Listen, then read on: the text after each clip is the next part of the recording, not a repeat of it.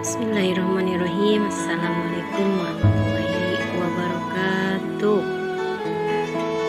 Bagaimana kabarnya anak-anak? Sehat semua? Ya, alhamdulillah. Baiklah, pada hari ini kita akan belajar tentang pendidikan agama Islam ya.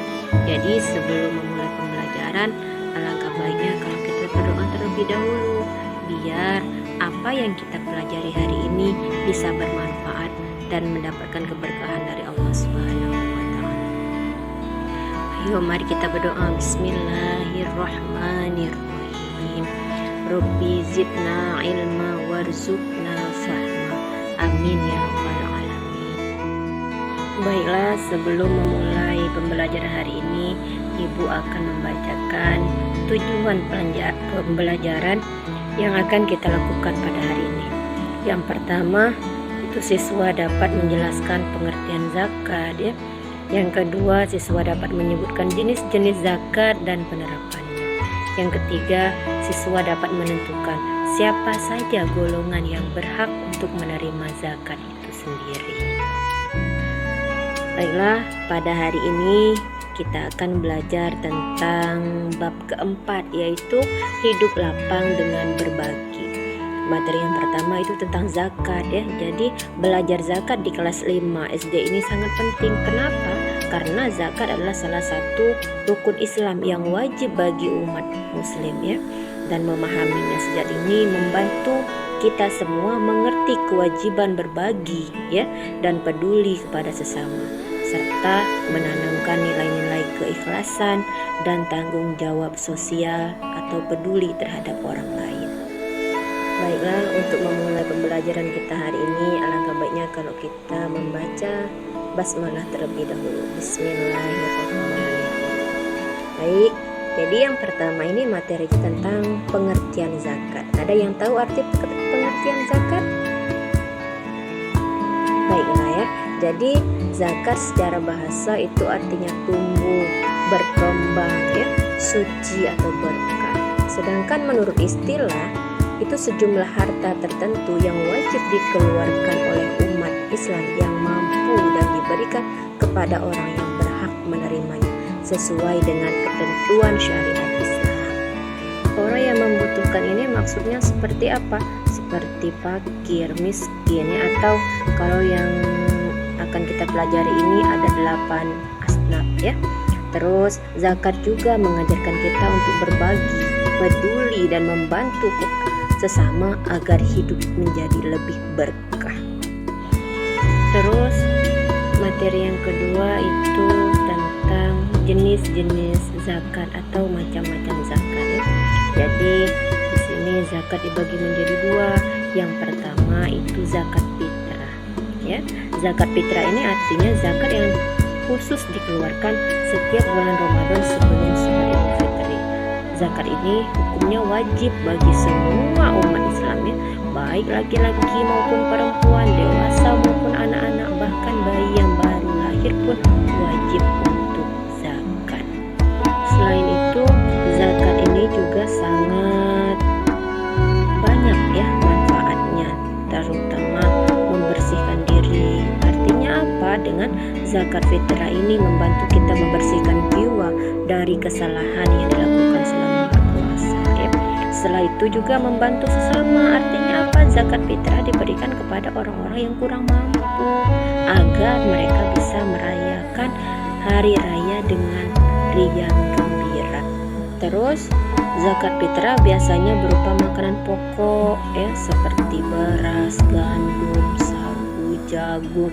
Tapi kalau kita yang berada di Indonesia ya, terutama di tempat kita sekarang berada, itu kebanyakan dan sebagian besarnya itu makanan pokok itu beras. Artinya berasnya 2,5 kg atau 2,5 kg atau 3, liter per orang ya. Jadi jika tidak bisa memberikan makanan pokok, kita boleh menggantinya dengan uang setara dengan nilai beras atau harga beras yang ada di tempat kita berada. Zakat fitrah ini juga dikeluarkan sejak awal bulan Ramadan dan paling lambat sebelum sholat Idul Fitri. Jadi jika dikeluarkan setelah sholat Idul Fitri itu dianggap sedekah biasa, bukan zakat fitrah. Dari membayar zakat fitrah itu juga kita dapat beberapa hikmah. Yang pertama, membuat kita lebih peduli kepada sesama, ya. Jadi bukan kita saja yang bisa merasakan nikmatnya hari raya Idul Fitri, tapi orang-orang yang saudara-saudara kita yang kurang mampu pun insya Allah bisa merasakan bahagianya Idul Fitri dengan adanya zakat, ya. Terus kedua, menjaga hubungan baik dengan sama pasti, ya. Ketiga, membantu mengurangi kesenjangan di masyarakat, ya. Dengan memahami zakat fitrah ini kita belajar tentang pentingnya berbagi kepada sesama dan menjalankan kewajiban sebagai seorang umat Islam atau seorang muslim. Yang kedua itu yaitu zakat mal. Zakat mal ini disebut juga dengan zakat harta, ya. Artinya zakat mal ini adalah zakat yang dikeluarkan dari harta atau kekayaan yang dimiliki oleh seseorang. Zakat ini wajib dibayarkan jika harta tersebut mencapai jumlah tertentu atau nisabnya, ya, dan sudah dimiliki selama 1 tahun atau haul. Ini tujuannya juga hampir sama dengan zakat fitrah. Yang pertama, dapat membersihkan harta, ya. Kalau tadi kan hati, ini harta. Jadi zakat mal ini membersihkan harta kita dari bagian yang bukan hak kita. Yang kedua juga membantu orang lain. Artinya apa? Zakat ini diberikan kepada orang-orang yang membutuhkan agar mereka bisa hidup lebih baik lagi.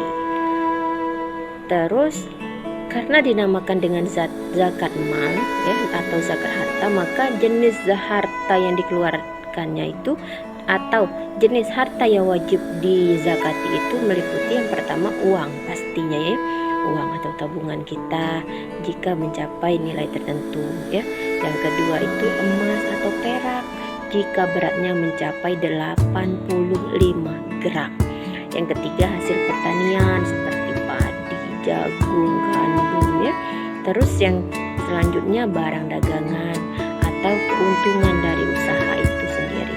Yang terakhir itu hewan ternak, hewan yang diternak seperti sapi, kambing, unta, ya.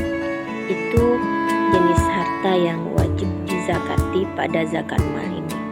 Terus ada lagi misal pertanyaan, berapa Bu jumlah zakat mal itu biasanya? Jadi zakat mal ini biasanya 2,5% dari total harta yang dimiliki.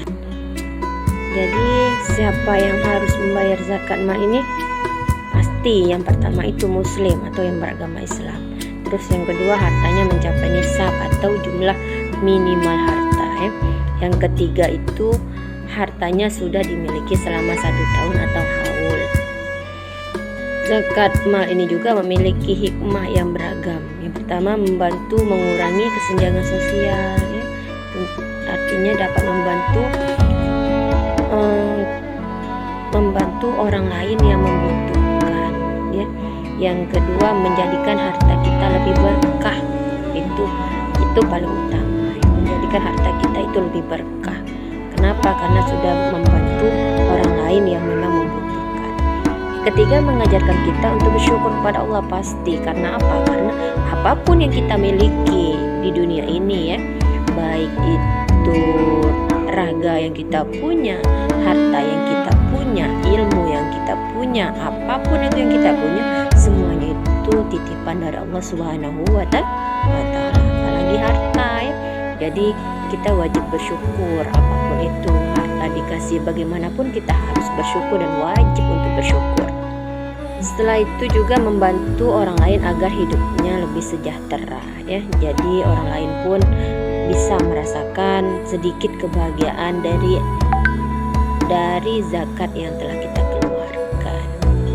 Dari zakat mal ini kita diajarkan untuk berbagi dan peduli kepada orang lain.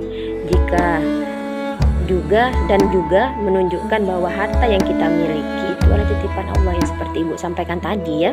Jadi harus digunakan dengan cara yang baik dan bermanfaat. Terus contoh penerapannya, artinya di sini contoh sederhana dari penerapan zakat fitrah dan zakat mal. Yang pertama zakat fitrah.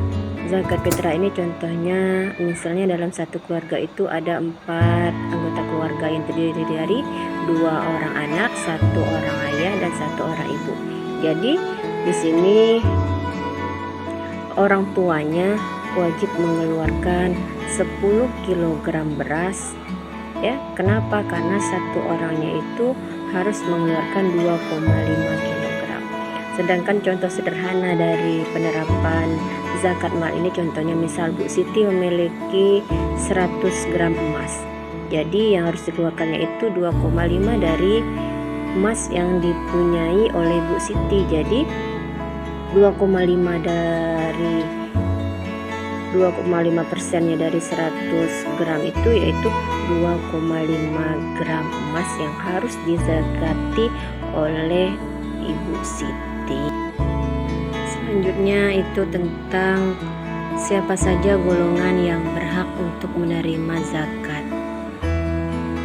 Dalam Islam ini zakat artinya kewajiban bagi setiap muslim yang mampu, dan hasil zakat tersebut harus disalurkan kepada golongan-golongan yang berhak menerimanya, ya. Terus golongan-golongan yang berhak menerima zakat itu disebut dengan asnaf, ya, asnaf. Juga terdapat 8 golongan atau asnaf yang disebut dalam surah At-Taubah ayat 60 yang berhak menerima zakat. Yang pertama itu fakir, artinya apa? Mereka yang sangat miskin dan tidak memiliki penghasilan yang cukup untuk memenuhi kebutuhan hidup dasar mereka. Fakir ini lebih memerlukan zakat dibandingkan miskin. Kenapa? Karena mereka benar-benar tidak mempunyai apa-apa. Yang kedua miskin, mereka yang memiliki penghasilan tetapi tidak mencukupi kebutuhan hidup mereka. Miskin ini berada dalam keadaan serba kekurangan meskipun mereka mungkin masih memiliki sedikit harta. Amil atau pengurus zakatnya atau panitia zakatnya, ya. Jadi artinya petugas yang ditunjuk untuk mengumpulkan dan menyalurkan zakat. Mereka dapat menerima bagian dari zakat sebagai upah atas pekerjaan mereka dalam mengelola zakat. Mu'alaf artinya orang-orang yang baru memeluk agama Islam dan membutuhkan bantuan untuk menguatkan iman mereka atau untuk membantu mereka menyesuaikan diri dalam kehidupan sosial dan ekonomi. Terus kelima itu hamba sahaya atau budak. Artinya dalam konteks zakat, hamba sahaya ini merujuk pada budak atau orang yang berada dalam perbudakan, ya. Tapi kalau zaman sekarang insya Allah tidak ada lagi. Mereka dapat menerima zakat untuk membebaskan diri dari perbudakan.